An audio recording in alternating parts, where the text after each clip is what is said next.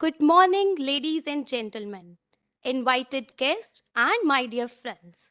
I, Shubhi Goyal, on behalf of the Energy and Resource Institute, welcome you all to the post-COP session titled COP-27 Outcomes from the perspective of policy, research, and business. In November 2022, the government of the Arab Republic of Egypt hosted the 27th session of the Conference of Parties of UNFCCC, COP27, with a view to building on previous successes and paving the way for future ambition to effectively tackle the global challenge of climate change. The key focus areas of this COP included global goal on adaptation, loss and damage, long-term finance, Article 6 rulebook, enhanced transparency and global stocktake. So, with no further delay, I would like to invite all the guests to take their seats. Dr. Vibhadhavan,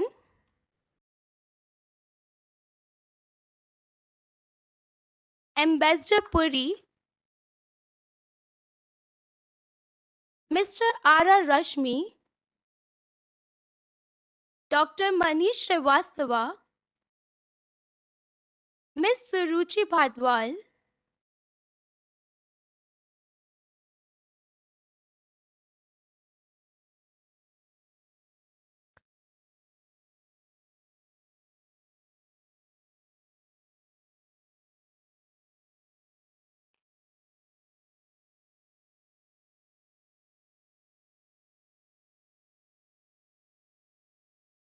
So, with no further delay, I would like to invite Dr. Vibha Dhawan to give the welcoming remarks. Dr. Dhawan is the Director General of TERI. She is associated with TERI since 1985. She also served as the Vice Chancellor of TERI School of Advanced Studies. She is a Fellow National Academy of Science India. Over to you, Dr. Dhawan. Thank you so much for your kind introduction to COP27.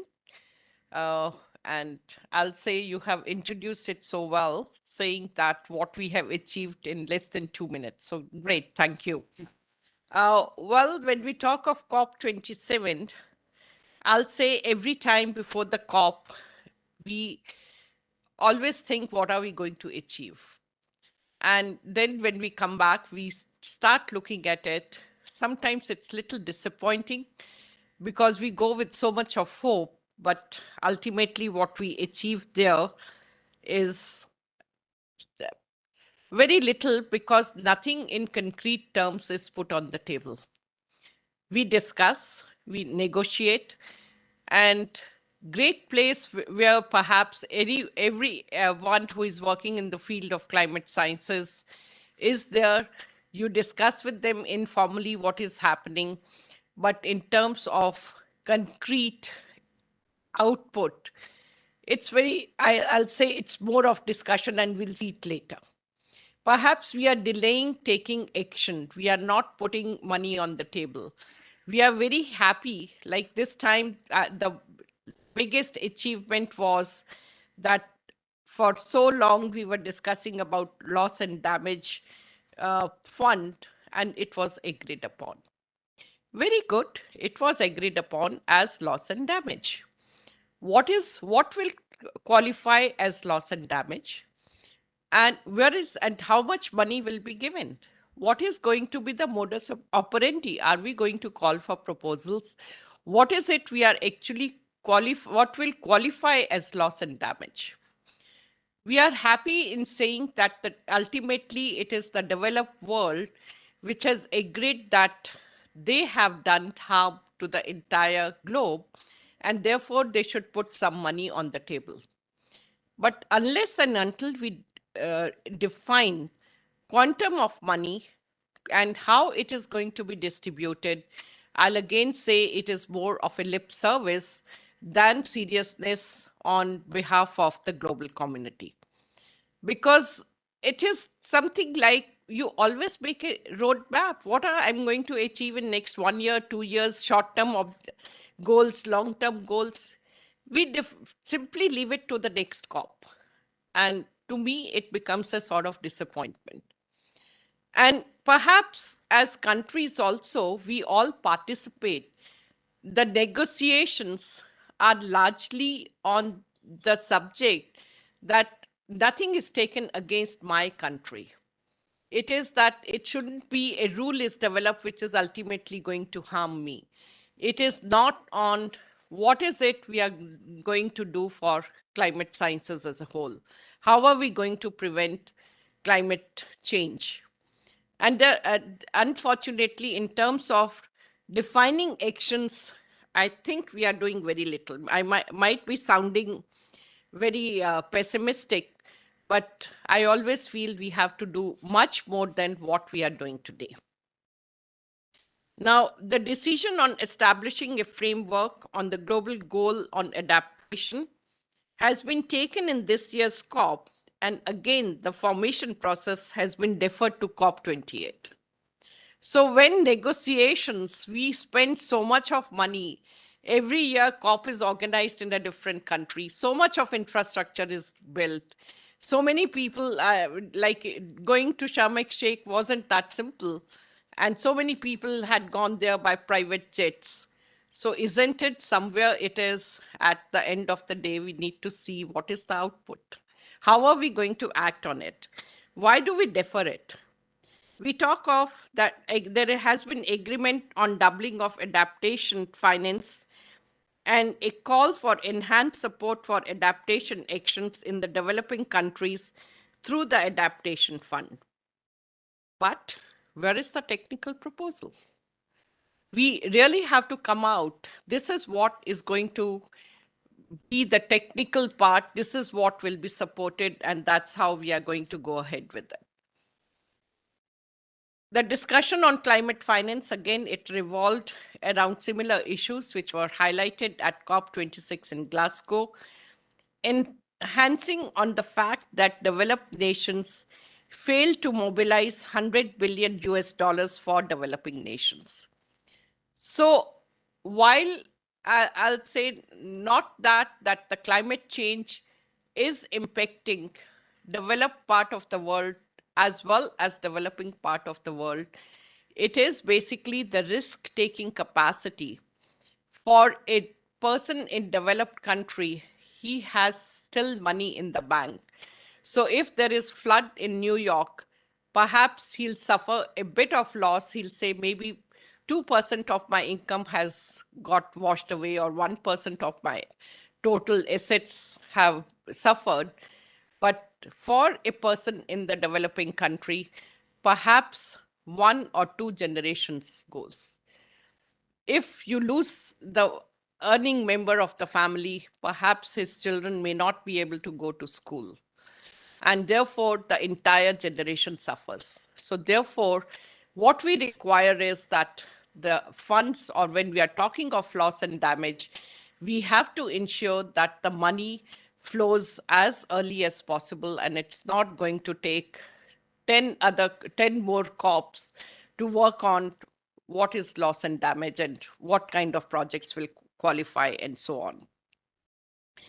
We are also talking about the financing part, that the it should also have a sort of what is our ultimate objective, the qualified goal. Again, we are actually not talking on these issues. The broader rules for Article 6, both market and non-market approaches, were completed at COP26 in Glasgow. The focus in COP27 was on defining the operational requirements and procedures while ensuring real, permanent, and traceable reductions that avoid double counting. And COP27 defined non-authorized ERs as mitigation contribution Article 6.4 ERs, which can be used to meet the host party's domestic climate targets. This implies that using them for any other purpose would amount to double counting. and we should be extremely careful about it. And that also goes for the carbon markets, the emerging carbon markets and carbon credits, because if we are planting trees in India, or we are trying to increase biomass productivity in India, then it is that you can't count it both for India as well as the person who is buying those credits. So double counting for all our actions, that must be avoided. I'll say, when we talk of life, that actually that signifies that every citizen on this planet suffers because of the climate change, and every citizen adds to the climate change. We all, in a way, we tend to forget, मेरे करने से क्या होगा? And therefore, let me live the kind of life I'm enjoying today, and why should I change? But then that basically also tells us that each one of us has to contribute. It's perhaps little less at the individual level, but surely it is far greater for the businesses. Of course, if we basically look at what business is, or the understanding most of us have about business, it is something like that it's more for making money. But today, I'll say that businesses are becoming far more responsible. They are taking the lead. And rather, because they are taking the lead, it is also that the Prime Minister could also pledge for the country that by 2070 it will be net zero, and we are going to introduce renewables. It cannot be introduced unless and until there are buyers for that renewable energy. And the energy conservation bill, the recent amendments, that really talks about it, that you have to ensure that all the businesses are also using renewable energy. So you are also creating market for the renewable, and you are also, in a way, the government is putting riders both for the buildings as well as, uh, I should say, the offices and so on, that part of the energy that they use should be renewable. And as I said, the corporates, they are extremely responsible, responsible, that they have to avoid. And ESG and whatever we are talking today about, the reporting part of it, that again basically talks about that you also have a mechanism, because we think we are doing so quite a bit, but then when you start putting it on a piece of paper, sometimes you are lost, and you then realize that I haven't done as much as when you put it in actual numbers, that I haven't done that much. And ESG reporting is one mechanism where you look into what good I have done. And that is something which will also get reported to the clients or the every stakeholder. And I'm sure the awareness among youth and all of us today is how responsible the company is. And therefore, it is in the benefit of companies themselves that they should be as green as possible, they should be as green as possible, and that is how even their share price is going to go up. And I'm sure as buyers, all of us are sensitive enough that even if something is little expensive, you don't mind paying a bit higher, that it's taking care of the environment. And uh, while congratulating business houses for taking this initiative uh, on their own, I'll like to mention that Mr. Mahendra Singhi, he will be addressing us today, and he's, I should say, leading it from the forefront, that we need to be, we should have sustainable development at the back of our mind while developing businesses. And he's also our governing council member, so I'm very glad, because we do get uh, inputs from him from time to time, the areas in which Terry should be getting into. I think I have said enough, because my colleagues would like to add more to it. And uh, I look forward to active participation from all of you in today's deliberations. And thank you very much and welcome once again. Thank you, Dr. Dhawan, for welcoming remarks. I would now take the opportunity to introduce my colleague Dr. Manish Kumar Srivastava for the overarching presentation on the key outcomes of COP27. Dr. Srivastava is an interdisciplinary researcher by training.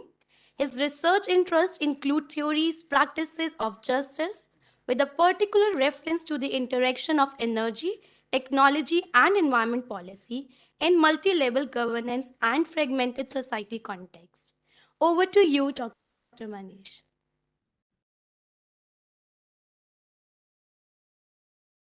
Thank you, Suruchi. Thank you, Shubhi, uh, for that introduction. And the risk of speaking at any COP-related event is always this: that you never know what your previous speaker is going to speak, and you might get your what you are going to say is already spoken, and uh, you may speak something that the others after you are going to speak. But nevertheless, what I plan to do quickly is run through few points which we plan to elaborate more during the proceedings of the day. For me, the COP started with low expectations, despite the fact that the last year at Glasgow, the agreements were promising and task was apparently more clearer. And also the Egyptian presidency in the run-up to the COP mentioned it many times that it is going to be African COP. So when you think of a COP in terms of having impact at a continental level, then your expectations go up. But the reason for my low expectations was, of course, that there is a looming international energy crisis. When countries are in crisis, they are skeptical and hesitant in committing. Then there is, of course, uncertain geopolitical scenario.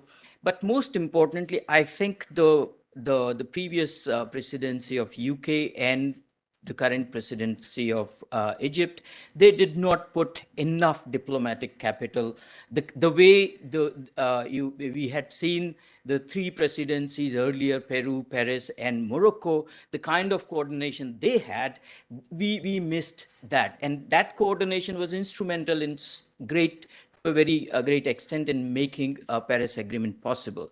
Incidentally, when the DG Environment of UK government was on an India visit just before the COP, he said that our objective, our push is to revive a Pan-African adaptation alliance at this COP. But then nothing happened. They didn't come forward. They didn't say a single thing at COP. So it's in that sense, it was a diplomatically very low performing one in one way. But if we look at the key issues, there were 5 issues that should be already mentioned, so I won't repeat them. Just quickly, what happened on those 5 issues? The major issue is global stocktake. That is the core of Paris Agreement. What countries do, what they collectively report, what is the aggregate outcome, and where to go from there. That's the issue. So the nature of GST, the debate is about what kind of information is needed, whether how we compare, what are going to be the implications, and how is it related, linked with the financial needs. How do we get sense of the need for finance, demand for finance, and the commitments that developed countries had made on providing finance, and what level of information we need. We need macro numbers or much more granular detail on this. The first formal global stock take begins next year, so we should have ideally had much more concrete outcome, but the COP kind of deferred it to a platform which is UN Climate Summit during New York, which is not really part of the UNFCCC process. So that's kind of lowering the expectation on GST. On loss and damage, yes, there is a great stress because a financial mechanism attached to the loss and damage has been agreed. But if we look at the task at hand, which is been referred to the transition committee to give recommendation on funding arrangements and the kind of questions that are being asked that makes us as developing country people worry about the future negotiation. We have to be on high alert, because on one hand, this funding mechanism is a political victory because it kind of establishes the liability argument of developed countries that you have caused historically the problem and therefore you must compensate. That argument US had registered for a very long time, almost since day one. So having a financial mechanism is a long due victory for developing countries. But the issues of who will provide the fund, under what basis the funding would be, who would be eligible, and how the funds would be accessed, that's where the real challenges are. The questions of equity, the questions of historical responsibility, and polluter pays principle. We need to be very assertive and clear on how these principles are to be implemented in operationalizing the funding mechanism for loss and damage.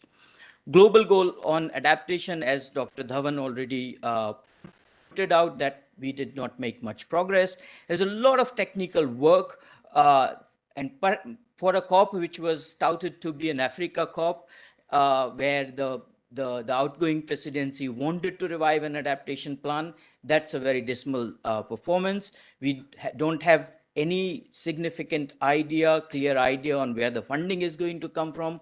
In COP26, the commitment was to double adaptation funding. How is that going to happen? There is no clarity on that. And what is worse, that the framework, even the broader guidelines are now further deferred to COP28. So one doesn't have much clarity on what a global goal on adaptation would look like, how would the progress be measured. This is linked with GST. If these indicators have to be should have been sorted by now, but we are much behind there. The technical work is also lacking in contributing to this discourse. On long-term finance, this is a elusive target, elusive demand that developing countries have been purchasing since beginning, but more particularly from 2009 Copenhagen Accord, where developed countries had committed for $100 billion per year by 2020. First, there has been this debate of dilution of what constitutes as climate finance.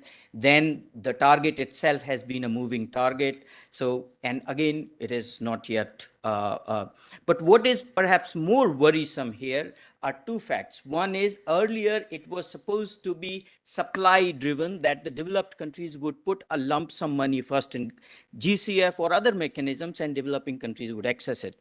Now the argument is that it needs to be determined on a need based. And that's where what Dr. Dhawan said, that we now need to develop concrete proposals and tell us exact demand. Of course, that is, in my view, politically putting the cart before the horse. It is basically saying that developing countries should undertake the cost of developing such proposals first, then only we'll see, and then there is no guarantee. So that's a major backstep.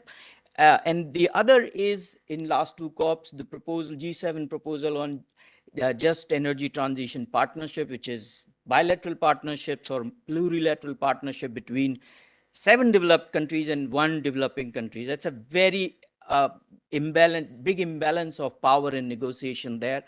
But that has been receiving greater attention, recognition within the COP process. So we have to be cautious about it. And this then also extend that contributing countries for finance are now, well, this is started from 2014 only, when the GCF rules were agreed, but it is gaining momentum that countries other than industrialized countries are also expected to provide finance. On carbon markets, I think in the interest of time, I would quickly skip it, because in the later part, we have a full fledged presentation on the scope and challenges in carbon market. On GST and mitigation work program, which relates to the enhanced ambition issue, There was a question about whether NDCs should be updated more frequently than the initially planned 5 years. Uh, I feel personally that when we already have the annual and biennial update reports, this is perhaps an over a demand on least developed and developing countries to do that exercise. And in any case, the COP27 outcome repeats the language of Paris Agreement that the scope of GST review is going to be non-prescriptive, non-punitive, facilitative, respectful of national sovereignty and national circumstances. One thing is parallel out. It was part of the process, but not really. The negotiation was an UNFCCC consultation on GST in the first week. It was technical experts from different countries. It was a 3-day process. Suruchi was part of it. And what I hear from Suruchi, and you can ask more questions when she speaks, but the experts kind of wanted everything under the sun. A summary of all the issues and country positions in past 2 decades on global climate governance issues was restated, was repeated. So in my view, the question about GST is that we have to have a clarity whether we see GST and enhanced transparency primarily as a political instrument of global cooperation and ambition or a technical exercise. That would determine a lot about where and how we go on GST. Two important announcements, in my view, that India made. One was a negotiating position that instead of coal phase out, we should talk about fossil fuel phase down. I think it's a very diplomatically smart move, but also technically very important that all the net zero discussions, unless we talk about phasing down fossil fuels, and strategize for that, that's going to be a difficult problem. And second, a formal announcement of a long-term low-emission development strategy that sets the long-term implementation agenda for India, and also perhaps a reference point for figuring out the need-based financial requirement that India would need for different projects. 3 issues that did not receive enough attention, in my view. The gender action plan has been a decade and we haven't seen much progress on that. One would expect that in an adaptation COP, there would be at least some, but nothing much happened. Technology transfer seems to be a marginal issue, in my view, now compared to previous issues, despite the fact that technology remains the central instrument for achieving long-term targets. And of course, the promise of lead by developed countries in mitigation ambition, that again is getting on margins. So I think I will stop with this slide where we feel that these are the 5 areas where, as a country or a developing country groups, more technical research and dialogue is needed. Nature and scope of GST, funding arrangement in the light of polluter pays principle and equity and historical responsibility for loss and damage, adaptation metrics, including financial flows for global goal on adaptation, and long-term finance need. And of course, the Article 6, I leave it to the presentation that Uma would make. Thank you.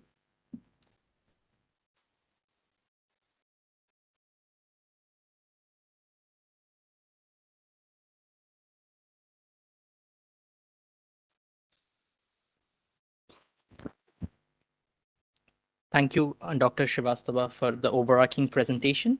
Now we'll deep dive into the panel discussion. So we have divided the sessions into 2 categories, one high level and one technical. So for the first session, I would request Mr. Manjeev Singh Puri to take this stage, sir, please. Shobhan, thank you very much. And Shubhi, to you also a very big thank you. Dr. Dhawan, thank you for inaugurating and setting the tone. And you were very skeptical whether you were very negative. Let me tell you, as an activist, as somebody involved with sustainability, I am very glad that you put it in that manner. Because frankly, if we all won't get up, it ain't gonna work. But ladies and gentlemen, boys and girls, welcome to the real world.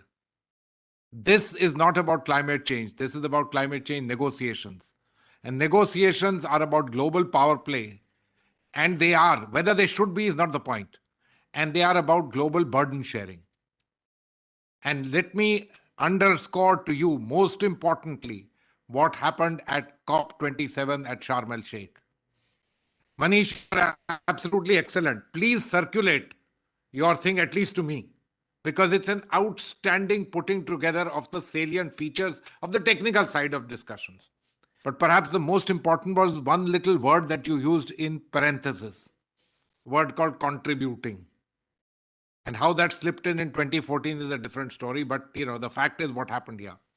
For the first time in the history of this COPs in public view, what was said was contributing countries by name were named, not just to contribute, but to do things on mitigation.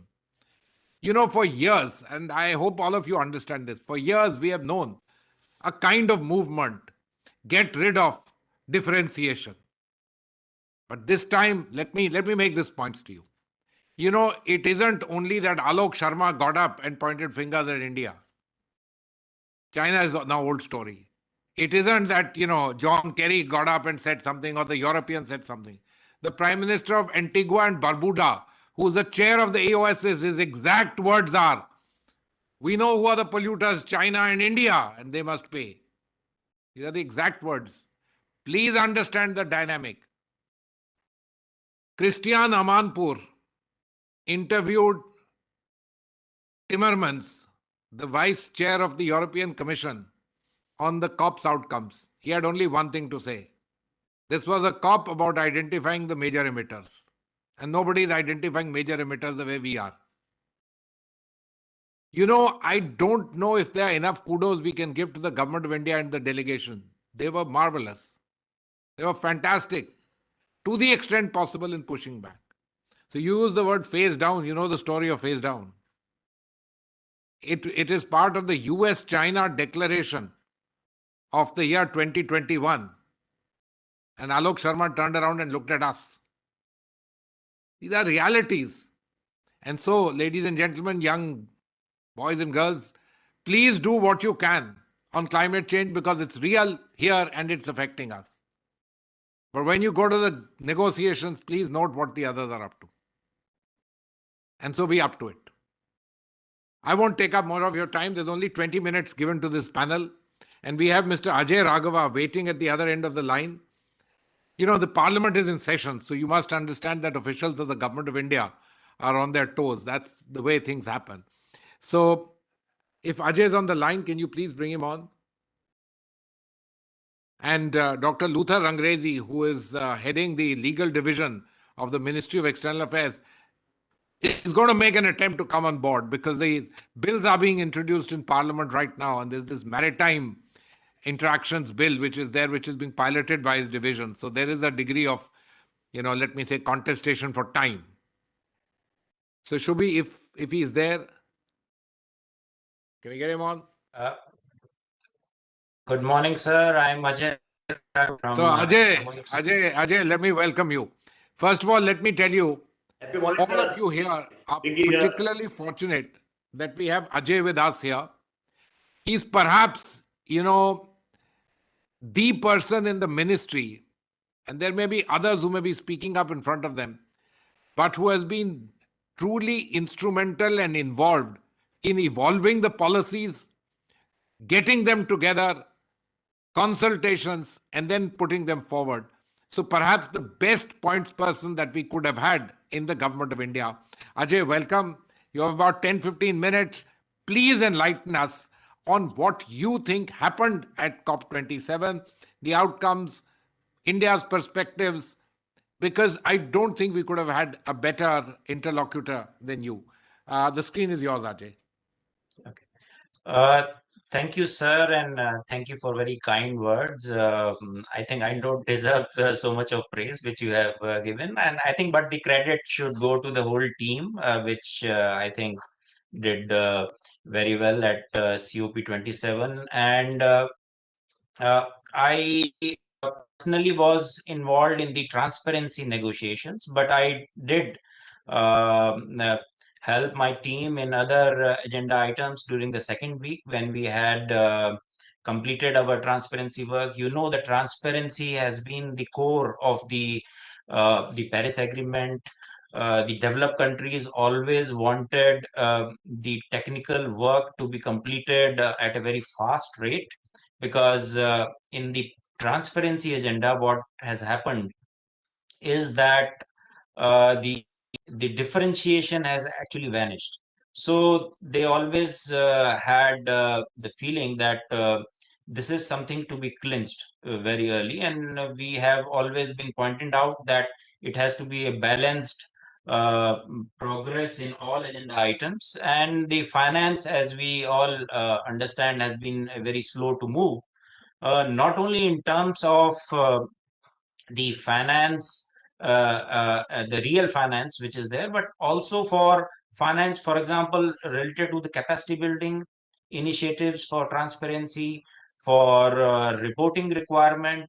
So under the transparency, there were certain agenda items on finance and technical support by the JEF, and surprisingly, they don't want any commitments on long-term basis for the reporting under the convention. They want that the national communications, which actually derive from the convention, are not required now.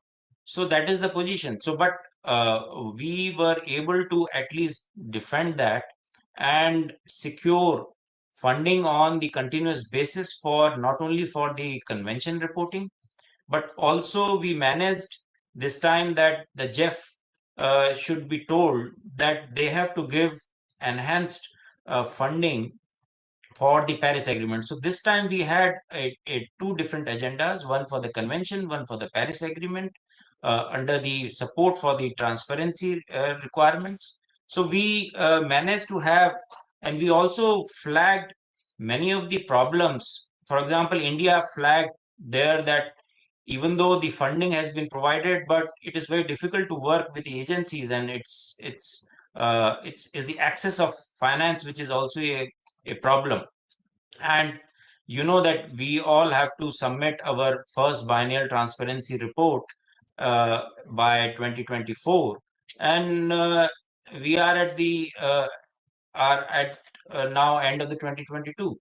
So how are the developing countries expected to come at the same level of reporting as the developed countries, when the developed countries have not been able to even do their complete reporting in last 20 years? So we flagged many of these issues, and then we said that these are very important issues. If we are lagging behind in our reporting requirement, then you will ultimately also not be able to take decisions in other aspects, for example, the GST, because many of the reports will also go into the future GST. Also, it will also give information on tracking of the NDCs, because here we are now synthesizing the present declared NDCs of all the countries, where we are saying that it is going to be beyond 2.5, 2.7, and even more, and that on the presumption that every country is going to implement what has been promised in their NDCs. So these reports become very important tools to know where the major countries and all the other countries are in their promises, which they have own themselves given the promises. And for us, it is also important to understand that reports will also include the finance provided by the developed countries to the developing countries, because this we have been hearing that about the different ways in which they have been projecting their fundings. Many times the report says that they have given $80 billion to the developing countries, whereas many other reports mention only 20 billion. So there is a lot of ambiguity in what kind of finance is being provided to the developing countries. So these are some of the issues which I think will be tackled once we have this the biennial transparency report. So in the transparency agenda, we also had certain agendas like it was actually more of a technical work, but like the common matrices, the first time we had some of the decisions which could be taken. Apart from the transparency agenda, I think one of the important decision which was taken was in the field of agriculture, because we have been discussing the agriculture under the Coronavia workshops, and this time they finally had a decision.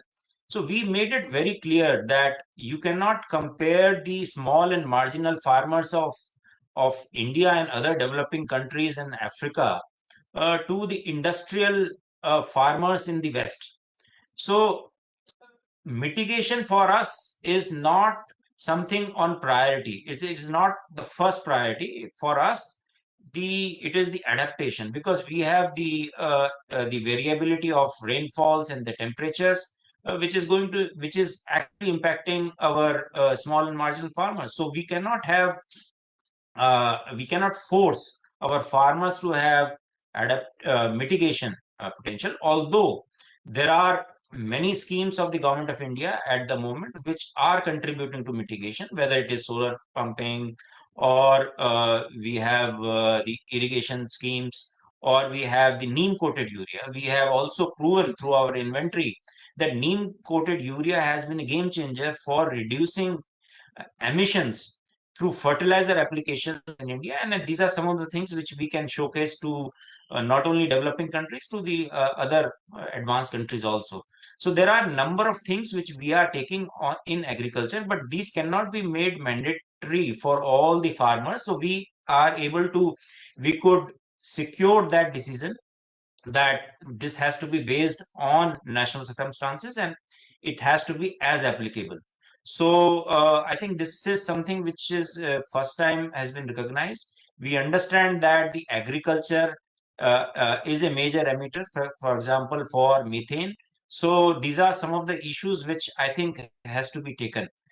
The Puri sir has mentioned about the politics, and I would just like to mention here that on the last day of the negotiations, you know what the CNN was running the main news in the world news?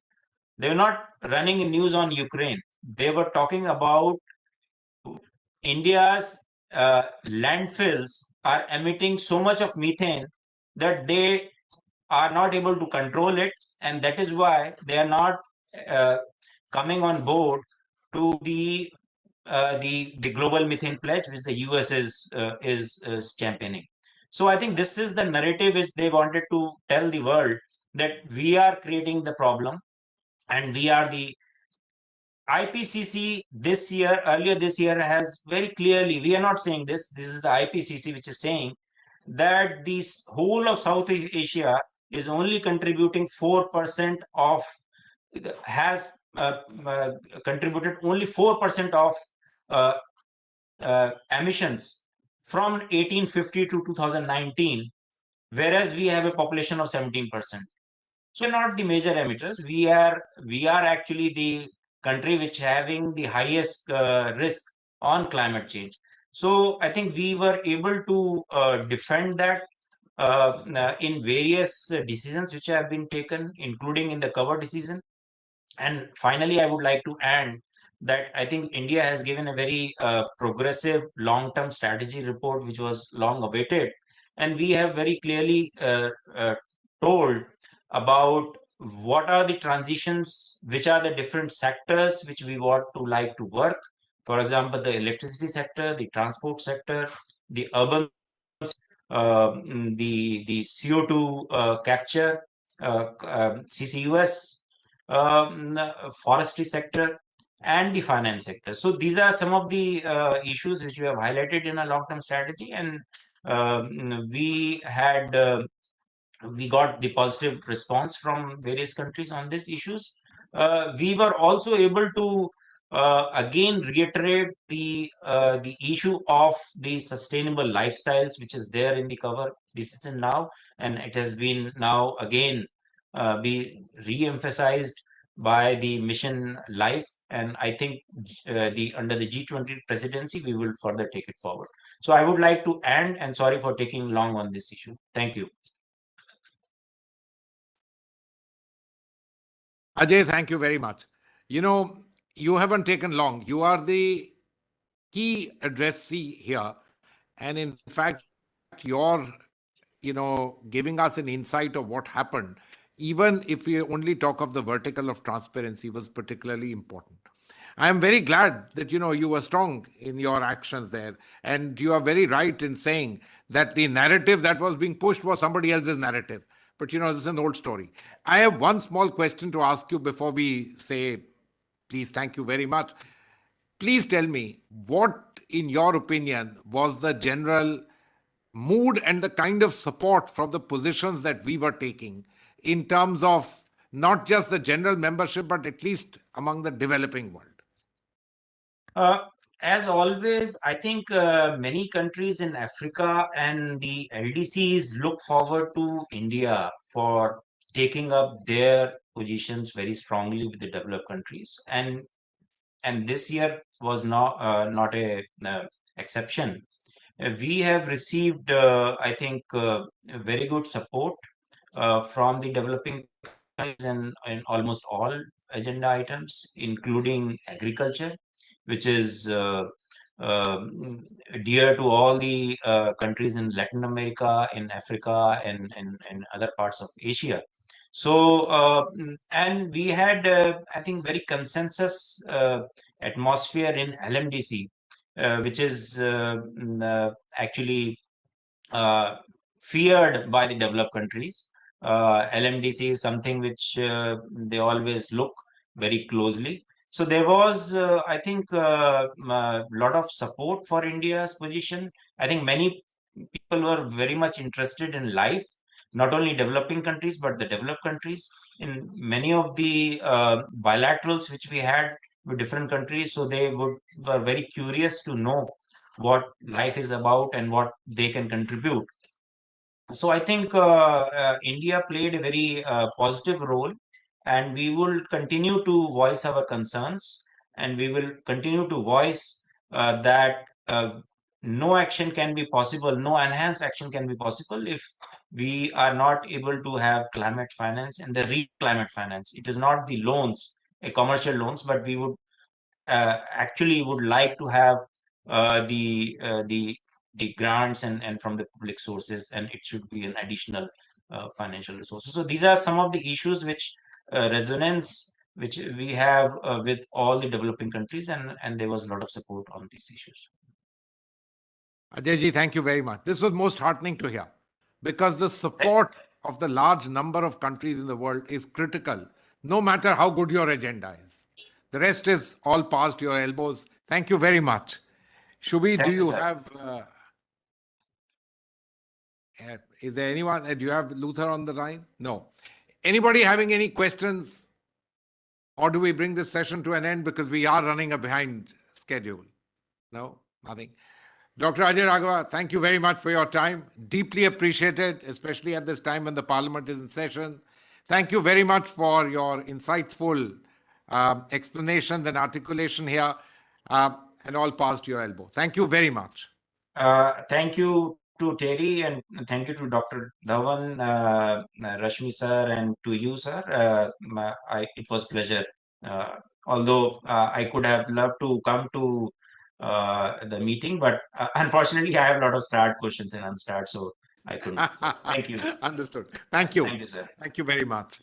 So, Shubi and Soham, thank you very much for this session, which you labeled the high-level session. I am glad we've had now information from inside the negotiations room. So please take that to heart, because that's important.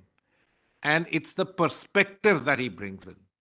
The positions haven't changed, but the global narrative seems to have shifted. And has the narrative in the negotiations shifted? I don't know the answers. But those of you who have had the privilege of sitting inside the rooms or sitting outside them, perhaps would be in a better position to answer. I want to thank you very much to all of you. And it's over to the next panel. Thank you.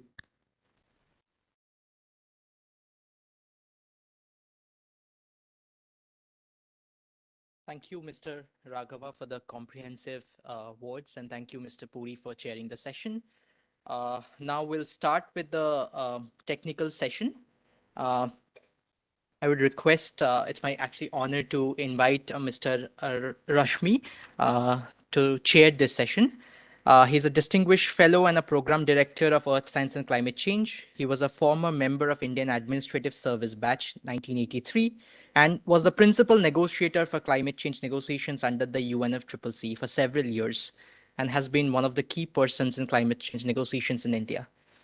I'd also request uh, Ms. Suruchi Bhadwal, Dr. Shaili Kedia, and Mr. K. Uma Maheshwaran to please come and take the chair. And Mr. Singhi has already joined online.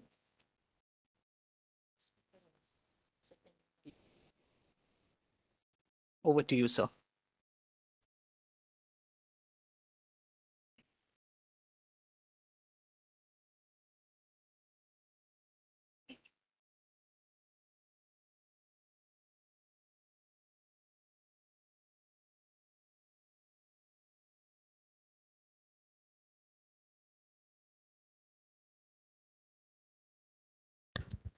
Thank you, Soham, and once again, a very good morning to all of you. I'll not take much time because I know Mr. Singhi has been waiting on the screen for quite some time for his turn. So we'll not keep you waiting for long. We have just had an interesting insight into what happened at Sharm el-Sheikh inside the negotiating rooms on some critical issues. Every and in the beginning, Dr. Dhawan's remarks and followed by Manisha's outlining the broad issues which were discussed. You might get a sense that the COP was very slow in achieving outcomes, which is true. But every COP is, half empty, half full story. It's always depends on how you look at it. And there are global issues and there are national issues, as you have just heard from Dr. Ajay Raghav. In some of the issues which are critical to your national positions, there is a sense of a certain degree of satisfaction that they have been able to steadfastly protect that position. Although on the global issues, the outcomes may be slightly disappointing. The kind of progress which we would like to have may not have taken place at the scale and the rate at which it is necessary.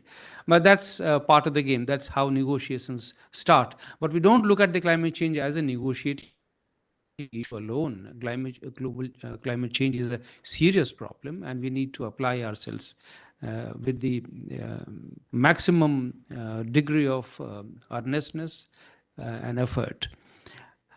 On some of the issues which have just been mentioned, the work is in progress. I mean, there are actually two issues on which the work was in progress. One is the global goal on adaptation, and the other is mitigation work program. This is by design.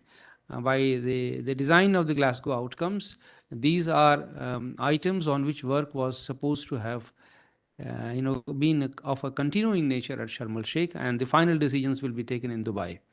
So these are two works in progress. Of course, two more, and there was a third issue on which there is no formal work program, but there is a process, which is the new collective and quantified goal on finance. Again, no decision is expected before 2027. So again, that is also kind of a work in progress. And a new program has been launched in Sharm el-Sheikh on just transition, which is more or less connected with the mitigation work program. So there are a number of issues which where one can rightfully say that no outcomes were expected. But I would, having had the experience of participating in some of them, I would like to submit here that It's true that the processes continue, but it's also necessary to define the approach. Unless you define the approach, you cannot have a good outcome. And that is slightly disappointing, because in Sharm el Sheikh, I found that critically, conspicuously lacking in all the issues, whether it is global goal on adaptation, whether it is finance, whether it is loss and damage, on which we have had an outcome, but we don't have an approach. How do we actually, because it's completely open-ended issue. So I would not like to say much, except the fact that I would agree with Dr. Raghav that the national positions have been protected and they have been presented well, but the global position is slightly disappointing. Let me now invite the first speaker, Dr. Mahendra Singhi. Also, from another perspective, this was a singularly different COP in terms of participation. More than 40,000 people. This had not happened since Copenhagen, 2009. Participation at this scale, and I would partly attribute this to the design of the Paris Agreement, which has allowed all stakeholders to participate in the COP, not strictly from a decision-making point of view, but certainly stakeholders which would influence the decisions. So they are influencers now, and you can see the kind of the scale of events, the scale of participation which takes place, and industry is very, very strongly represented there. So from that position, Mrs. Sanghi, I would request you to kindly give your insights and thoughts on on what happened at COP27 and in terms of outcomes and the processes.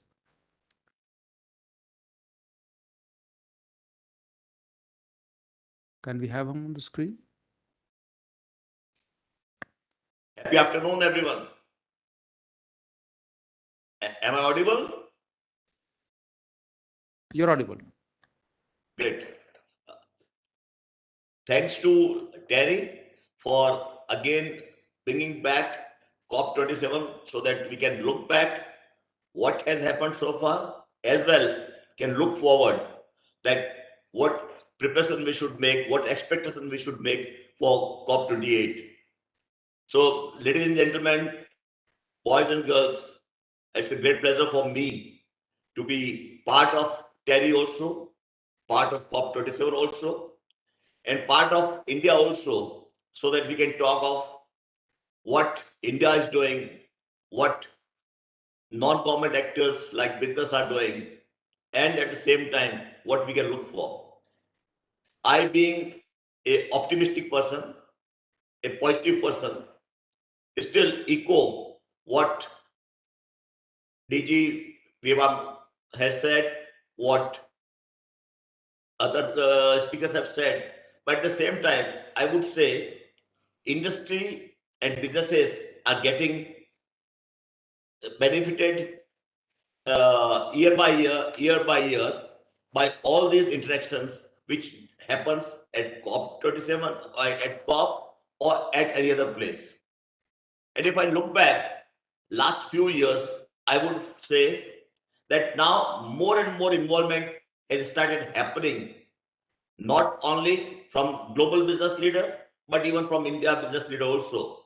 And this time in COP27, I could see great involvement, great participation, and great communication from Indian business leader.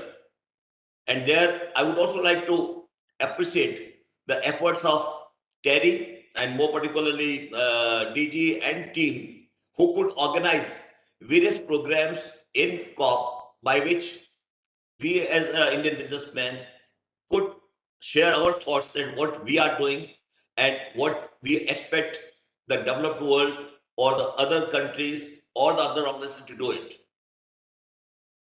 We are also very happy that we have been able to, and more particularly MOEF, more particularly our minister and the leaders from MOEF team, they could highlight what is being done by industry also, in addition to what are the expectations from the government, what are expectations of the government.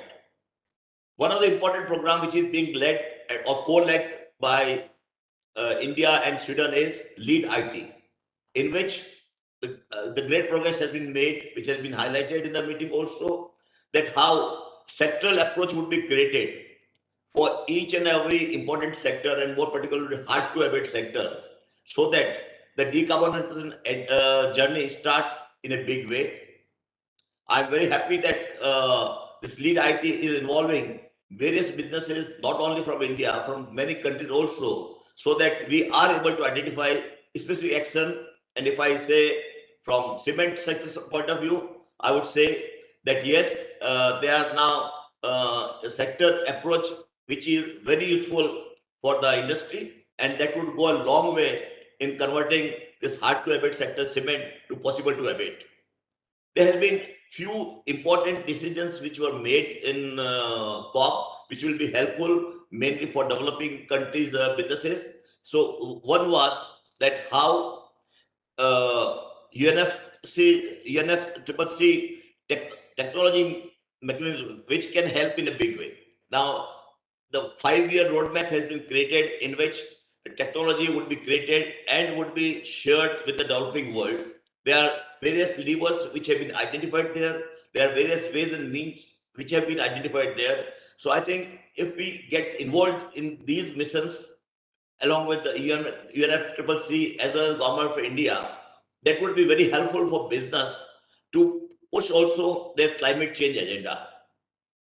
Second is the high level expert group, which has also come out in a big way, that how the recommendations of this expert group can be used by the businesses so that they have very specific action plan for moving to net zero roadmap, as well what assurance they can give to the global world. Third one is the launch of certain sector in first mover coalition. You know, the need is to create demand for green products. So first mover coalition was created by US and World Economic Forum to create demand for green product even at a premium also.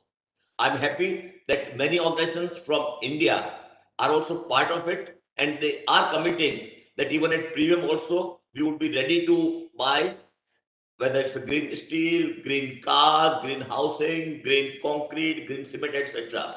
So this is also going in a big way, and Indian businesses further should come forward. Third, I would say the breakthrough agenda. In breakthrough agenda also now various technologies are being discussed, and everywhere I would say businesses have to understand that if I go towards any new clean technology, whether it's good for me economically also, sustainability point of view also, in midterm or long term. Except few, I know many implementation of technologies would not be economical in short term. But we as business, we as a human being are now looking at this climate crisis or humanitarian crisis in different way. We are also aware that the cost of inaction is very high in comparison to cost of action. And accordingly, businesses will have to take lead, and then businesses will have to take those actions also. In fact, few Indian businesses are able to highlight on global basis that how one has taken lead, whether it's in the steel sector, whether it's in construction sector, whether it's in cement sector, that we have not paused, we have not limited ourselves to short-term goal, but long-term goals. So this is how I think businesses will have to come together. Another important is that there are intense interactions in regard to energy transition. We are fully aware of a great target of 500 gigawatt renewable power by 2030 by Government of India. And in this, it's just not the energy transition by Government of India, but it is also energy transition by various businesses and which are getting highlighted in their net zero roadmap. I would say that this energy transition is one of the very important lever for creating profitability also, as well as bringing down our carbon footprints also. So My request on this would be that if certain collaborative groups can be created with the support of Government of India, Terry, and the business leader, so that we can have very specific target, where we can have very specific roadmap for energy transition. It's a both profitability lever also and sustainability lever also. Another important area which was in COP27 was that not only the Indian institutions, but Indian businesses were also in demand that how they share their thoughts in global platforms. And I would say this is also enhancing the reputation of India. Like Mr. Ajay Raghav also highlighted that every developing country look towards India as a leader. So I would say, in the same manner, slowly, many businesses, many entrepreneurs of other countries are looking towards India, that how Indian businesses can give that leadership. And I'm sure my colleagues who are here also, as well, the colleagues who are part of this journey of net zero, they would come forward. Industry has to look from not what Indian government or any government achieved, but they have to look forward that how their vision or strategy of becoming net zero, what they have been able to achieve in this any COP. Like I would say the breakthrough technologies which are happening, by which we are now started talking about how to use green hydrogen, how to use the renewable power for replacing fossil fuel, how we can enhance our participation in circular economy of the country. So that would go a long way, and we have to come forward, and we have to also showcase our successes also and challenges also in COP also, or any other such global meeting also.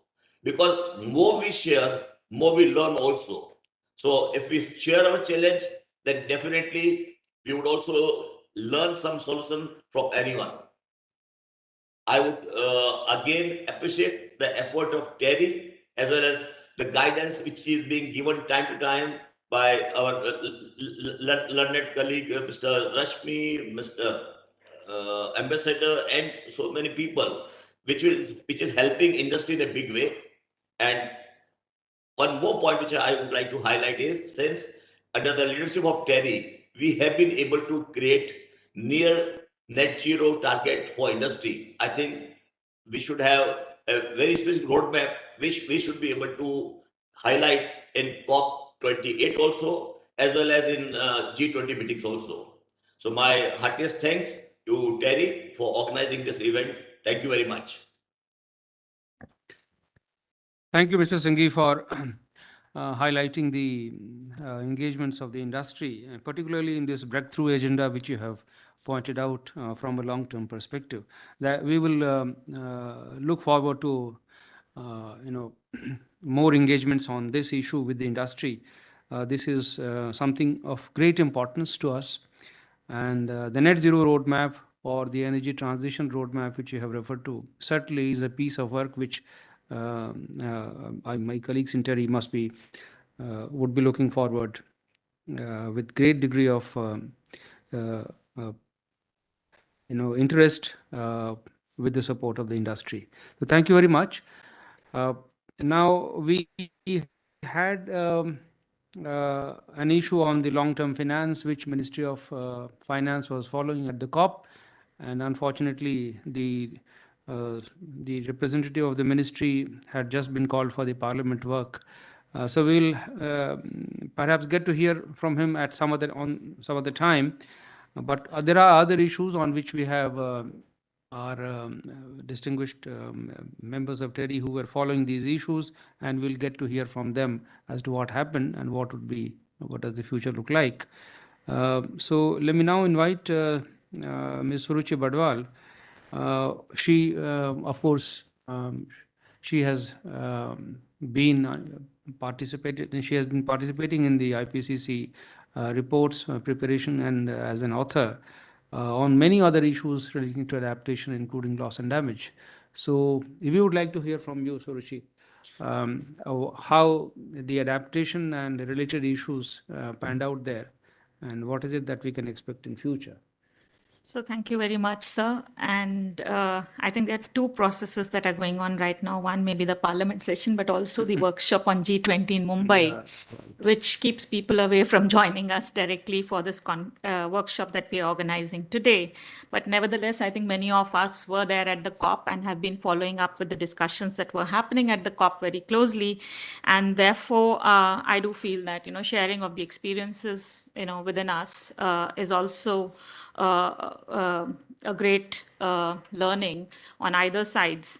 And the topic basically that I was told to speak on was with regard to unpacking adaptation and the issue of loss and damage and how it was dealt with at the COP. First and foremost, I would just like to throw some history with regard to deliberations on adaptation at the COP. The issue as such has been in existence since we started talking about climate change.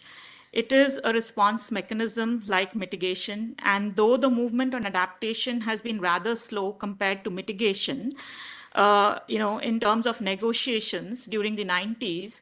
However, in the 2000s, somewhere the issue of adaptation caught pace, and there were funds that were created in the early 2000s to support adaptation. And this included funds like the Special Climate Change Fund, the Adaptation Fund. There was support basically committed by the developed world with regard to replenishment of these funds. And these issues basically, were being dealt with for the last 2 decades with regard to support to developing countries.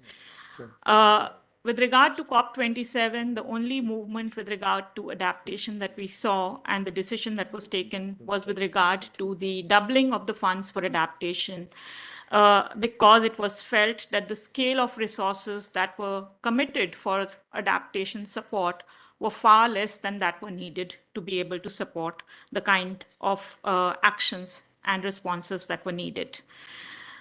However, there are challenges with regard to what we're talking about with regard to these funds. The biggest challenge is with regard to the replenishment of the funds. While commitments are made by countries and promises are made year after year,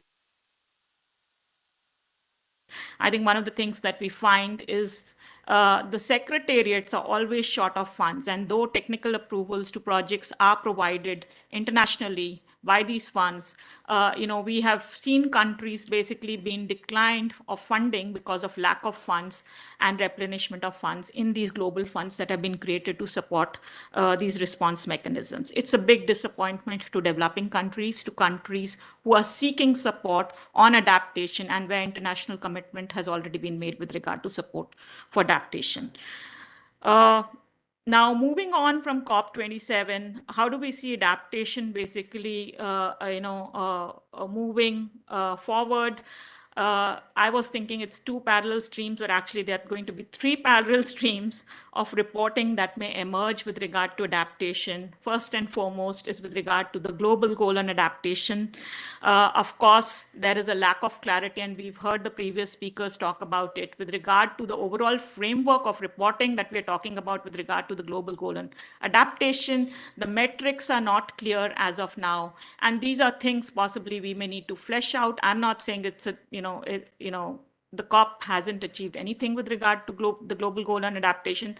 These are time-consuming processes, and to set up frameworks for reporting, etc., I think we are going to take some time.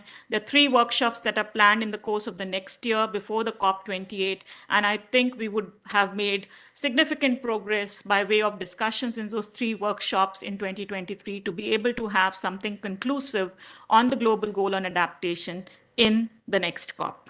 So that's hope at my end. And of course, what as an organization working in this area, how is it that we can contribute with regard to our intellectual output to be able to help institutions formulate their ideas and concepts around it.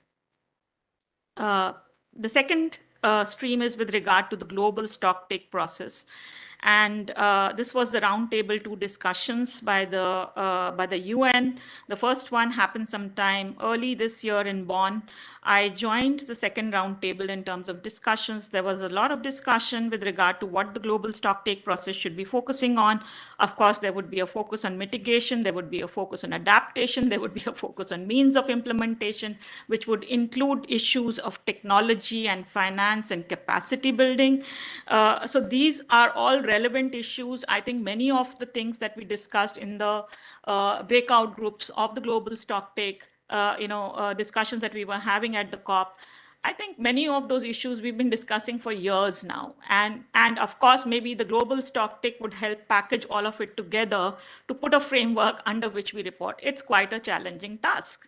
And of course, when we are expecting countries to report with regard to the global stocktake from next year onwards, I expected that this COP at least had a framework in place to start with, which could be shared with countries. And of course, the debate could have been on the framework with regard to consensus building on what is acceptable for reporting under what, etc. And therefore, it would have made life much easier for people and countries and institutions working on this issue to take things back from the COP, deliberate on it, and therefore come back in the next COP in a much more informed manner with regard to how they have to report on the progress with regard to these various line items that we're talking about.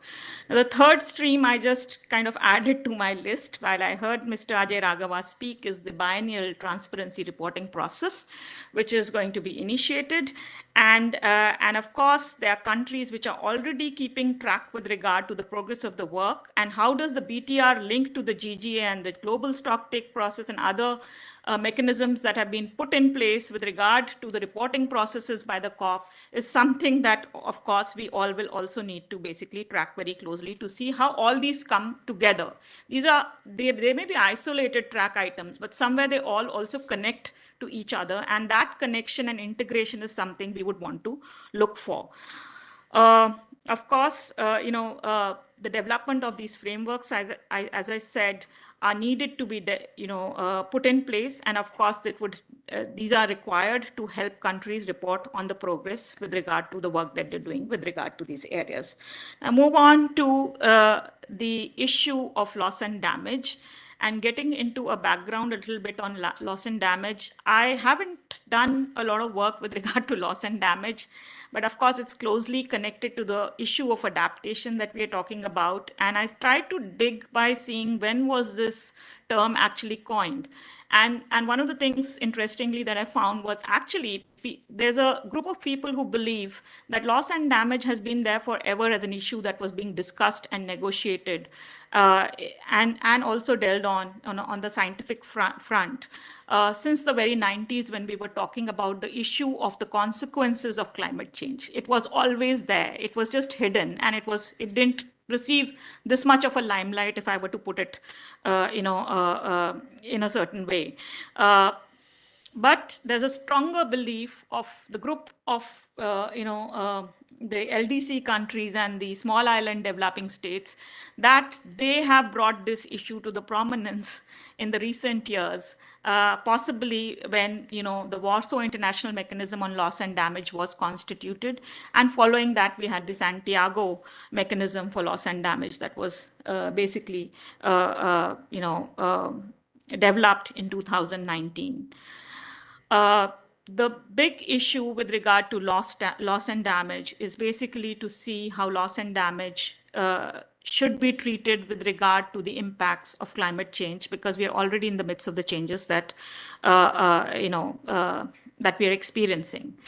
At COP-27, one of the things that happened is that the UN acknowledged the outputs of the recent IPCC reports, because what has happened between the last many COPs and now is the IPCC reports have been released. And one of the things the IPCC reports very clearly talk about the grave concern on the nature of extreme events and the changes in the nature of the extreme events that are being observed world over. It's not something for anybody to say. We are observing these events across different countries, developed or developing, and therefore we are already observing huge damage to life and property, while there are clear economic losses that countries are experiencing. There are non-economic losses that are unaccounted for, and not even, people are not even conscious about how to monetize them or give a number or attach a number to them to be able to talk about the overall costs with regard to the loss and damages that we are experiencing with regard to the consequences of climate change. It also outlines that financial costs on loss and damages that countries have basically been experiencing with regard to flash floods, cyclones, typhoons, tornadoes. I think the diversion of the funds that countries are having to make in terms of relief, rehabilitation, supporting, people who are affected by these incidences is basically increasing a growing debt on these countries. Where is the money coming from? Where are countries able to support or rehabilitate or relocate people? I think it's increasing the debt of countries, globally speaking, and of course challenging also the realization of other international goals that have been put in place, including the Sustainable Development Goals. So it's a big issue which is now emerging, and of course, with countries realizing that, I think one of the things we realized is the COP made sure that we had a fund in place that basically sought to address some of these issues, if not all. So key decisions at the COP: a historic decision on the formation of the L&D fund for developing countries and addressing it under the COP, which was still this year basically wavered by the developed countries. And I think a point was made earlier with regard to that. There are obvious reasons why countries did not want to have an L&D fund, and I just come to it later, somewhere talking about the reasons why countries are not very comfortable with the nature of the fund that has been constituted. The decision re-emphasizes the focus on the common but differentiated responsibility and the need for the developed countries to shoulder responsibility. However, when the fund was basically created, there were some areas of non-clarity, and of course, with time, we need clarity on those issues, where the fund basically clearly says that it will focus on the most vulnerable countries. What is most and what is vulnerable still needs to be defined. Does India qualify to be a most vulnerable country affected by the consequences of climate change? I think, yes, we do. But globally speaking, do all countries, and is there consensus on this thinking, is something we'll have to see with time. There is need now to work out on the modalities of this fund. Key issues are with regard to the nature of the fund, the overall structure of the fund, of course, with regard to whether the funds will be basically a purely UN-supported funding mechanism, or will we be using other kind of funding mechanisms which are related to, diverting humanitarian fund towards the loss and damage fund. And it's all the same, because if there's a flood and there's a humanitarian aid that countries are basically seeking, through international funding mechanisms, possibly we need to converge some of these funds to be able to, put it into the same kitty. Institutional frameworks for execution of this fund, selection of the host of the secretariat, which has to be established, possibly will be established by next year, the scale of the fund, who's going to contribute to the fund, and then the overall operationalization of the fund, which countries are eligible, what are the guidelines for applications, etc., etc. 3 workshops are planned up to COP28, and I think these are likely to flesh out the details with regard to all these issues that we talked about. What are the current commitments with regard to the fund that we see? Already 11 countries have jumped in and they have given their one-time commitment to the fund. The countries like UK, Germany, Denmark, Canada have already pledged an amount of $360 million. And if you look at where this $360 million is coming from, it's a pooling of commitments that countries have made in various platforms, which includes the Santiago Network on Loss and Damage and the Global Shield Against Climate Risk that was just formed a few months possibly before the COP had conducted. The purpose of the fund is to help catalyze technical assistance in countries that are particularly vulnerable. I come to the issue of the Global Shield and how the Global Shield also connects to the Loss and Damage Fund. And possibly, I think, one of the discussions in the workshops that we may see next year happen is how to converge all these different pieces of funds, whether we're talking about the humanitarian aid that is provided or the funds under the Global Shield, to the Loss and Damage Fund. The V20 group, which is a representative group of 58 vulnerable countries, basically initiated the process of the Global Shield just before the COP had conducted. And the purpose of developing such a fund, which was highlighted by the group, is to set up an initiative for social protection and insurance-based finance mechanism for loss and damage. However, there was no clarity about inclusion of other countries in the process. I doubt whether India lies in those 58 countries of the V20 group. Or the vulnerable 20 group. And then, of course, the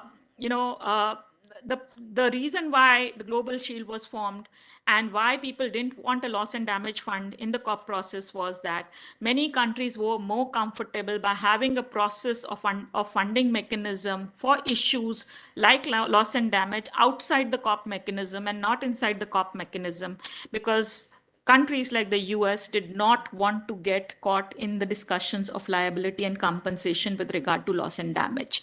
And we are still not sure whether the loss and damage fund would have any element with regard to liability and compensation, because this is clearly an issue where the developed countries are not comfortable and would not basically be giving any consensus. Leads us to further questions with regard to, of course, so this is all about the mechanism and what gets supported. But I think if we take one step back to understand what are we talking about, I think it's still not a process one. We have many, many questions that are unanswered. The first and foremost is with regard to what is loss and damage. What are we going to categorize as loss and damage? There's a whole area in the science which is emerging, but it is going to take another, I can understand because I engage with some of these scientists, easily like 8 to 10 years with regard to the science on detection and attribution of these events to climate change. And therefore, once that science develops, would the attribution or the connection to loss and damage would be much clearer. Also, this would lead to an issue because loss and damage is supposed to be residual effects, residual impacts of adaptation and mitigation.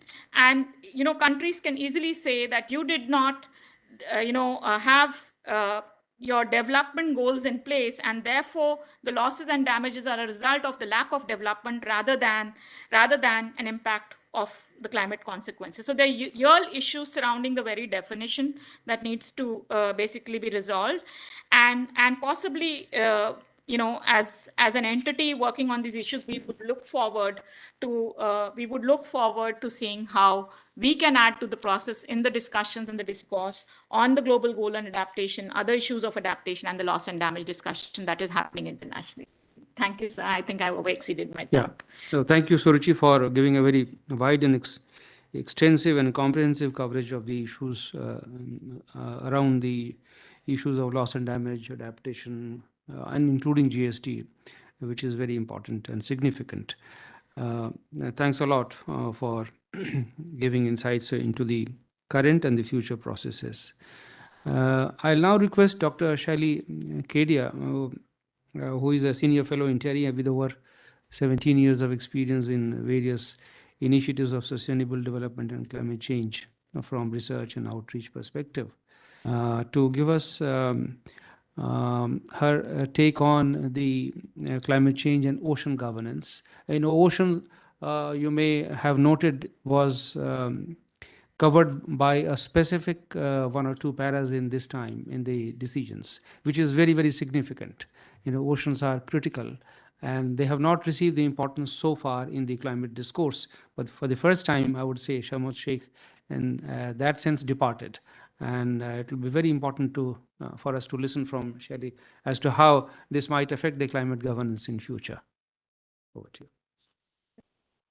I'd just like to project the screen. Okay, thank you so much. Thank you so much, Mr. Rashmi, and thank you all of you for being here. So I will look at the ocean's climate interface and implications for global commons-based climate action. So firstly, just to set the context, why is it important to talk about oceans? So we know, like this, according to the UN Convention of the Law of the Seas, this is how we look at oceans, the picture which you see. So the high seas basically would be like the 200 nautical miles, beyond the territorial sea. So what we see is, so those are considered areas beyond national jurisdiction and a significant part of the oceans, which covers two-thirds of the ocean surface and more than 90% of its volume, and also contains rich biodiversity of marine lives. When we talk about climate change impacts and the ocean, 25% of the annual emissions of CO2 is actually absorbed by the ocean. And therefore, oceans are very, very critical when it comes to elevating the impacts of climate change on planet. Now, since the pre-industrial times, ocean acidification has increased by a range of 37 to 43%, which is very significant, because as oceans acidify, so their capacity to absorb CO2 reduce. And so, that has a very, very negative impact in terms of the mitigation aspect of climate change. Quite apart from that, ocean acidification threatens organisms and ecosystems and biodiversity by degrading habitats. And in that sense, also endangers livelihoods for communities, coastal communities that depends on these. The other thing is that, first, oceans are the largest known carbon sink in the world. And despite this, and Mr. Rashmi also highlighted this, oceans have largely remained absent from climate change negotiations in the Conference of Parties. If we talk about 25%, that means, in many ways, what we're really talking about is that they are the largest carbon sink. And oceans over the years from 1992, and despite the fact that the original convention text of the UNFCCC under Article 4.1D did have did recognize the role of oceans and marine ecosystems. But despite that, oceans had to compete with issues such as market mechanisms, forest. There was such a long discussion on RED plus mechanism, but there was no similar mechanisms per se related to oceans that was ever negotiated under the ambit of UNFCCC. In many ways, one can say that in the post-Paris climate regime, with the publication of IPCC special report on the ocean and cryosphere, it was only then that this issue really started receiving attention in the climate change negotiations. And of course, now at least there is a consensus that oceans play a key role in climate negotiations. So the first mandate, really like a concrete mandate for oceans, came in the Glasgow Climate Pact, which invited the Substa chair, and as you know, it's one of the main work streams of UNFCCC, to hold an annual dialogue on ocean-based action, and it was called the Ocean Dialogue. And also the decision invited relevant work programs and constituted parties under the UNFCCC to consider how to ocean and strengthen ocean-based climate action. Now, coming to the Sharm el-Sheikh outcome, which is the Sharm el-Sheikh implementation plan. So ocean is under the section 13 and has two paragraphs. So one is, of course, it's welcoming what was agreed on in the last summit, and then we had the ocean dialogue. And then also sort of decided how how future dialogues would be decided, and there would be two co-facilitators. So all of this is pretty procedural, and also encourages party. But there was really nothing, as you can see, very concrete in terms of an institutional mechanism beyond the fact that there is a dialogue, there's a space for dialogue, which of course is important. When we look at what was the dialogue and what was welcomed, in the COP.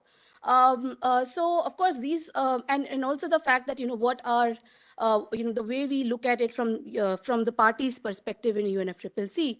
So what we see is that again mostly these actions are under national jurisdiction and do not really address issues into areas beyond national jurisdiction. And again, just to remind, 2/3 of the area of ocean is actually beyond national jurisdiction. So this remains a massive governance gap, actually. In fact, one would say that, there are two regimes. There is a climate regime and there is this ocean regime, which is ocean regime is led by UNCLOS and the climate regime is led by UNFCCC. And they really don't interact with each other in many ways. Even if you look at NDCs, of course, by the virtue of the fact that NDCs are meant to be actions or a plan that is supposed to be led by countries. So these are mostly related to actions that countries can take. So to their coasts, fishery sector, as well as some bit of offshore wind energy. So, and even if we look at other frameworks such as SDGs, they do not sufficiently cover areas beyond national jurisdiction as far as the ocean is concerned. And there is a very critical need to strengthen international coordination for ocean observations, data collections. So what we see is, again, in this ocean dialogue, which is mandated by the Glasgow Climate Pact, there is this whole thing about whole of society approach. But as you would see from the science, and Suruchi would tell you with IPCC and many other scientific frameworks that are evolving, when we talk about climate change, we have to look at it from an Earth systems perspective, which has to link, which has to see ocean and the Earth as a whole and cannot be seen in fragments of national actions. So that, in a way, is a very major gap when it comes to oceans. So how do we better integrate oceans and the high sea in UNFCCC process? So the first diagram that you see on the left is really the middle one, is the interactive space involving UNFCCC, which at the moment remains limited to the annual ocean dialogue. And what we see is that the shorter the dot, there is sufficient, in a way, at least science is doing its job. So IPCC, WMO, they're constantly coming out with knowledge, that can actually inform the decisions and the discussions under UNFCCC. And parties, actually, in many limited sense, and even those parties that have coastlines, have not sufficiently considered oceans even in their NDCs. Then we look at SDGs to some bit, when we talk about SDGs, and not just SDGs, but also CBD and what is happening, under UNEA and some of the negotiations under the areas beyond national jurisdiction that specifically that are concerned with biodiversity. Those really don't consider so much climate change, and there's definitely not enough interaction with the UNFCCC process. So what the argument is, that when you look at oceans and even the cryospheres, which includes the polar region, and there are many conventions, by the way, that are there, the Antarctic Convention for Marine Living Species, etc. Those are not. So then you see that there is this straight line without any porous, that is not interacting with UNFCCC. So this shift needs to happen eventually over the years. Now, of course, the mandate for the dialogues is broad. So perhaps, that mandate will slowly seep in the UNFCCC process. But time is running out. We know we know about the warnings that IPCC has already sounded. So this really needs to happen fast, because oceans will in fact play a crucial role, when if at all we were to look at climate action. So just to conclude, the United Nations Convention on the Law of the Sea, or UNCLOS, offers minimal guidance on climate change, and so do existing agreements such as UNFCCC and other Rio conventions. They completely lack the mandate for high seas.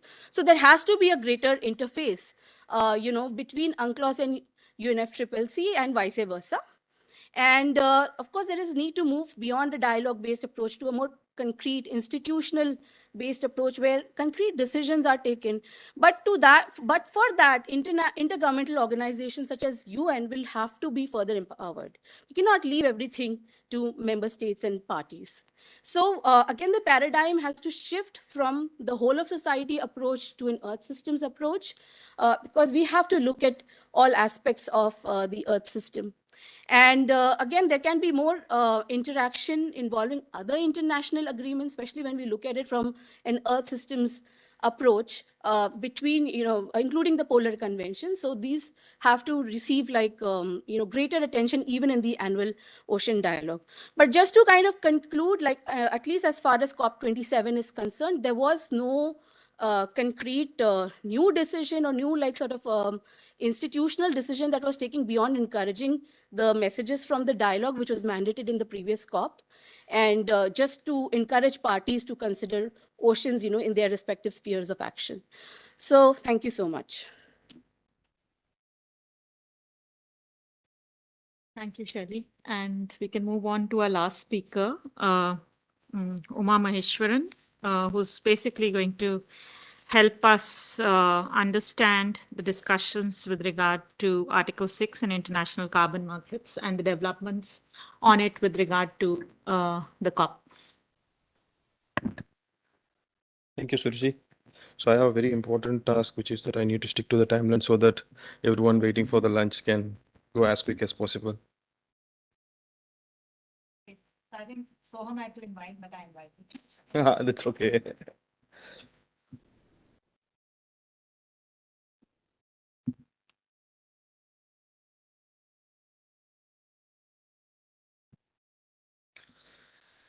So as was what Manish was mentioning in the beginning of the event, most of the things which has been already said about what happened in the last in the COP with, but the task which is there in front of me is to summarize the 12 or what now it was in this COP, it was like 14 days of negotiation specific to the Article 6 on the international carbon market into a 10-minute presentation. I'll try to do my best. So what was the objective of this COP in COP27 specific to the carbon market? So they would like to have the operational guidance of Article 6.2 and operationalization of Article 6.4, and also a kind of coming up with a very detailed work plan for Article 6.8. But what was achieved? It was a modest outcome. Not much has been achieved except the LD fund, which has been done as a kind of something has to come out of this COP. I believe that was something that LD fund has come out. And everyone knows that there is going to be a good amount of effort in the next year, which is the 2023, the COP28 has a lot of timetables specific to the carbon markets in terms of operationalizing the Article 6.2 and 6.3. And the rules have, we can say that there has been some sort of arrangement that to 6.2 rules have been agreed, but not much has been done, which has to be discussed in the next round. So there is a good amount of question mark in terms of the linkages between Article 6.2 and 6.4, because both has its own independent objective. And again, how the decentralized carbon markets, which are the voluntary markets, are right now working upon, because post COP, we have seen a lot of new standards which have come up, which we will discuss subsequently. So the what's the output? The Sharm el-Sheikh implementation plan. So what is it saying specific to the carbon market, which is part of the mitigation? It says the same thing, that we have to have the 43% of 2020 by 43% reduction by 2030 with relative to 2019. And they were happy that saying that they have adapted these so-called decisions. But what happened in the decisions, we'll see now. So everyone knows what is Article 6.2, which is the trading happens between country to country in terms of buy sell of the ITMOS whenever it is approved. So the official text has come. The official text is talking only about the macro level. Nothing is on the granular level in terms of giving the very much specific thing what we need. So one of the very important thing, every stakeholder in the room is talking about the double counting and how it's going to be potentially confidentiality is one of the other clause. It's very easy for the countries to say that it's confidential. We don't want to share the information. But if you look into the overall information, it is not a very confidential information, but countries doesn't want to share this information as per the existing text. And why is it approved? The only thing which has been approved in the Article 6.2 is the initial reporting outline. So that means that there is a reporting outline which is there in place, so the countries can report how they would like to do these transactions. And the registry is not yet been done fully, so which is corresponding to the corresponding adjustments, and finally going for the emission trajectory reduction. So it's not there. Further deliberations are needed. And the most important thing is that the clause which is there in the text, which says that specific to the deliberations on the host country utilization of the credits, it's completely unclear and it's completely a mess.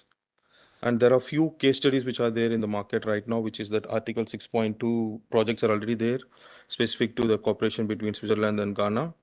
And it's for some of the projects, one can learn more about this, how it is being done, and we can try to build the case beyond that. So it can be said that the trading is not going to happen before 2 years. So now comes the Article 6.3. Everyone knows that it is the second generation of the CDM. So in case if the Article 6.4 emissions are approved, then goes into the ITMOS. So the negotiation spirits was very high. It was like midnight negotiations going up to night 2 o'clock, 3 o'clock, but what has been achieved is no clarity. The most important thing is that they come up with a new kind of a credit, carbon credit, which is called mitigation contribution, and no one knows what it is. We have to see the next deliberations over the period of time to understand what is this mitigation contribution.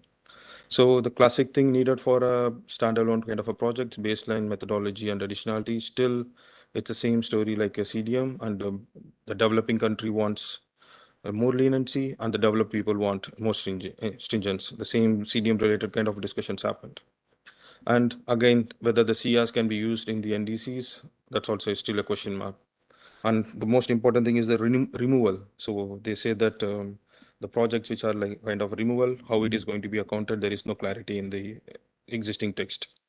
So then comes the linkages of this 6.2 and the 6.4 to get it into the kind of a scenario where there should be no double counting, no duplication, and the transfer is an issue. But the good thing is that in the voluntary market, they have started already addressing the transparency issues, which we will see in the next slides.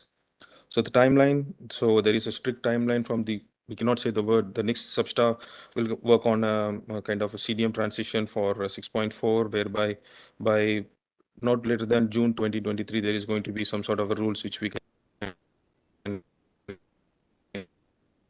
aspects on the conference registry, same like the CCS.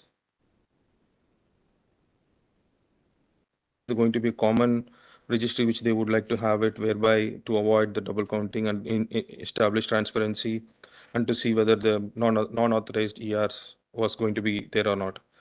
It's one of the complicated mechanism which we can see that it's even worse than the early stage of carbon markets. These are, you have like 6 to 7 important parameters which has to be linked globally under a central accounting platform. So a lot of work has to be done. And the new is the new adaptation fund. It was like 2% earlier. Now the UNFCCC wants 5%. So I think they're also increasing the inflation and increasing the cost. So one has to work on that as well. So decentralized carbon markets, yes, in the voluntary market, in the COP, there was a heavy representation from various market players like IETA, Vera, Global Carbon Council, Gold Standard. 50 plus side events were there. Most of the side events now, this time they were talking about the transparency and integrity, because there is another good thing which happened is that there is an establishment of integrity council for voluntary carbon market. So thereby they would like to get the quality conscious done for the carbon markets in the voluntary scheme. New methodologies and new sectors has been already been in the discussion: blue carbon, EVs, agriculture. So digital tools are now coming into the place in terms of blockchain. There has been 3 or 4 big companies have already got into the blockchain in terms of tokenizing the carbon credits and how the double counting can be avoided. So post COP, the good thing is that Amazon is also now coming into this business. Kind of, they started their own carbon credit scheme, which is called Abacus, which has a very interesting thing is that it's going to be a dynamic baseline. So meaning to say that when you register the project, you will have a baseline, and again, every year there is going to be a dynamic baseline. Let's see how it happens. So World Bank has come up with the Climate Action Data Trust, which is going to ensure the transparency, double counting, etc. So under the Indian context, yes, it's going to be a very active 6 months from now, because if we can try to work upon with various stakeholders in terms of developing some pilot project, if government wants to, and setting some country priorities so that we can say how the ITMOS can go into NDCs, and submissions to the secretariat, if possible, how to work upon these removals, because India has a good amount of vegetation cover, and CDM related transitions, CRs, and someone needs to work on the volume of the CRs which are there and to put a monetary figure to that. And as per the existing text, so next year is the deadline how it's going to be kind of the transition can happen. And India is right now, yesterday the amendment to the Energy Conservation Act has been done, and there is going to be a strong presence of the national carbon market. Let's see how it is going to work with in terms of developing projects for us with the the proposal which the government of India submitted in the COP. So some of the sidelines, as what Mr. Reshmi said, this is one of the heavy populated COP. The weather was good, very expensive COP, and it was like kind of heavily criticized in the social media. So finally, COP has to give compliment ratings. So the next COP, we'll see a lot of work and a lot of this thing in Dubai, and let's see. I think that's it. I presume I covered it. Yes. Thank you. Thank you. I think Mr. Rashmi had to leave. So uh, I would like to thank Mr. Singhi on his contributions and yet again, indicating the commitments from the industry with regard to the goal on net zero. And fellow colleagues Shelley and Uma, of course, with Shelley. Okay. Okay. Okay. So let's have a round of question and answers, and I can see one hand up there. So, yes.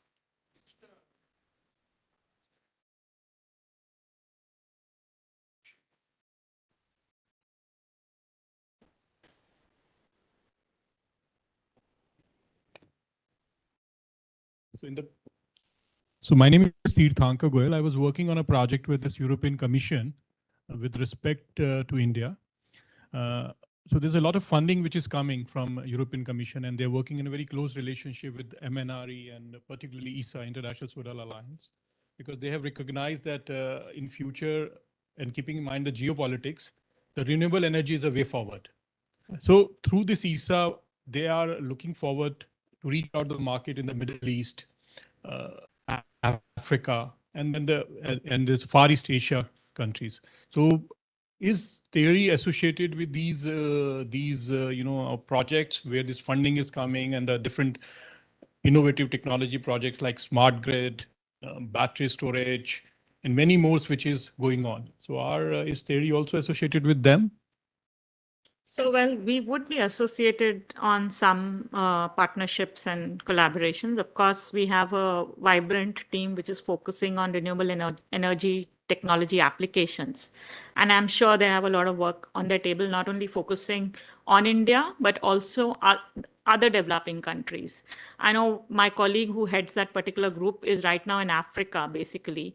We are part of the CTCN, Climate Technology Network, set up by the UN, and we are assisting other developing countries also in terms of expanding the renewable energy markets, apart from the fact that the work that we're doing in India. So I'm sure we are part of different collaborations, partnerships, but whether we are in collaboration with regard to the EU, initiative or not, I wouldn't be able to answer that.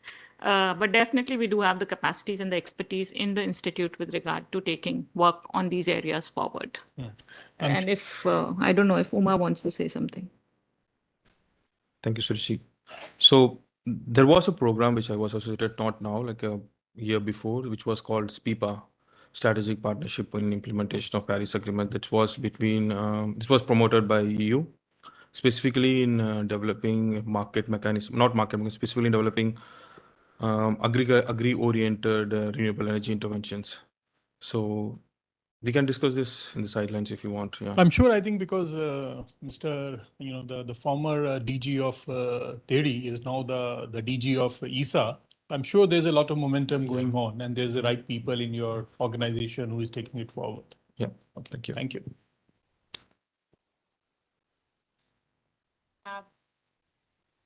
On the virtual platform.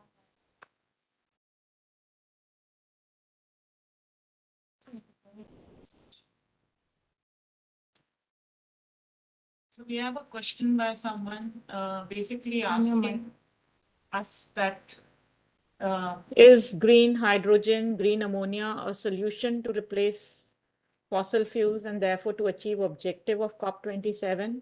If yes, how much role these renewable fuels will play to reduce carbon emissions? So we're talking about the role of green hydrogen, and do you want to give your perspective with regard to green hydrogen? I think we are still not break even with regard to costs, and we are far away with regard to green hydrogen in terms of making it commercially viable. So easily wait for 10, 15 years till green hydrogen becomes a breakthrough. But I'll leave it for the expert to talk about it. So I'm not the expert on this, but I know some information which I can share on this specific to the green hydrogen. So right now, KfW along with NTPC, they are working on some pilot projects specific to the development of green hydrogen. So that's the only thing which I know in terms of what's happening in the country. And there is a big German program which is going to be coming up in the future specific to this line in terms of creating the green hydrogen framework in the country. So the respective colleague who asked for this question, they can look into that. So we do not have the technology developed to the scale that it has to be to become commercially viable. The costs are not at scales, and therefore it's still not technology that we're seeing in the next at least 8 to 10 years. But of course, if it is able to break through all those barriers, would it become a viable technology and maybe may change the entire pathway that we are discussing with regard to net zero also and just transitions. So it would become a breakthrough technology. But as of now, if you're asking us to comment, I think we are still a long way to go with regard to green hydrogen. Shelley wants to. Yeah, no, just wanted to add, and again, there's this open discussion still out there as to what constitutes green hydrogen, what are the standards, etc. But then there are like there is a lot of interest if you look at it from a demand side, especially in India, if you look at it from the steel sector or even in the shipping sector. So, but I think while I think even in future, if we are optimistic about green hydrogen, it will have it will have an important role to play, but that will not be enough. There's so much more that would need to be done beyond green hydrogen. I was just wondering if Mr. Singhi is still online. He perhaps can share a much more concrete perspective on how industry is looking at green hydrogen.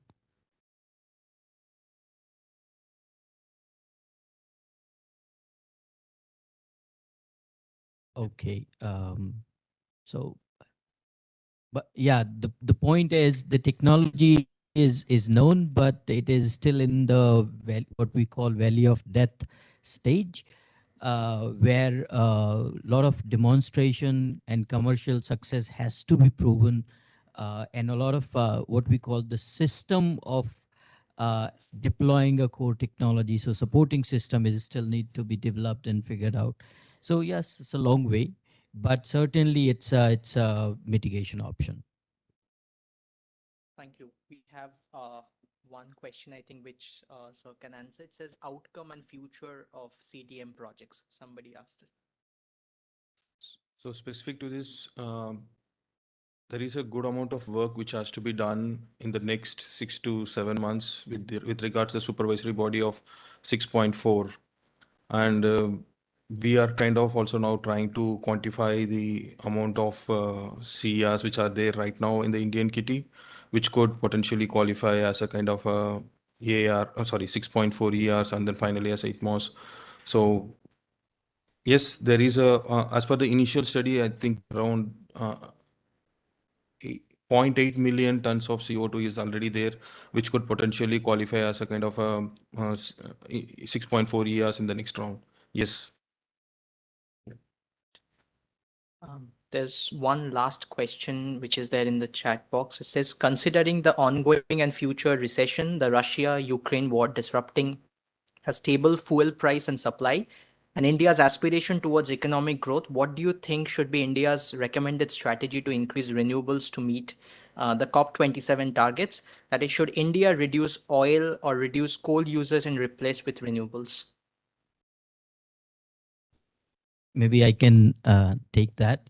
The India's strategy is very much clear.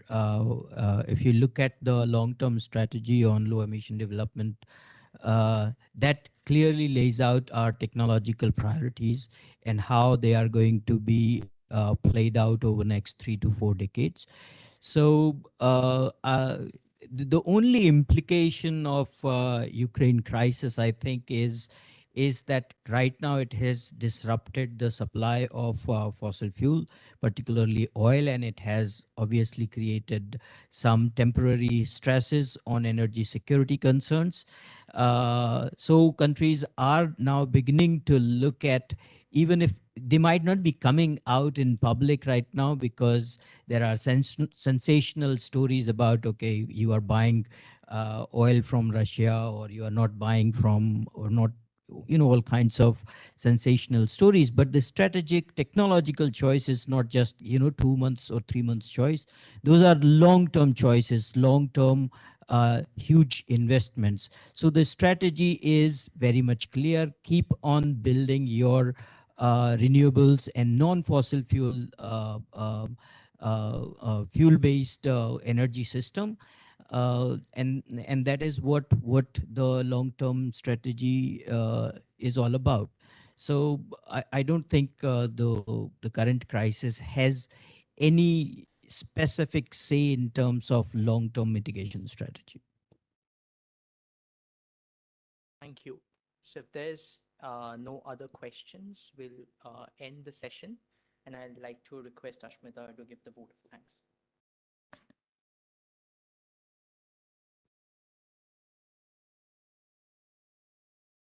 Thank you, Soham. Good afternoon, everyone. It has been such an honor to be with you all today. On behalf of Terry and my team, I would like to extend my heartfelt gratitude to our esteemed guests, Mr. Ajay Raghava and Mr. Mahendra Singhi, for sharing their insightful views with us today.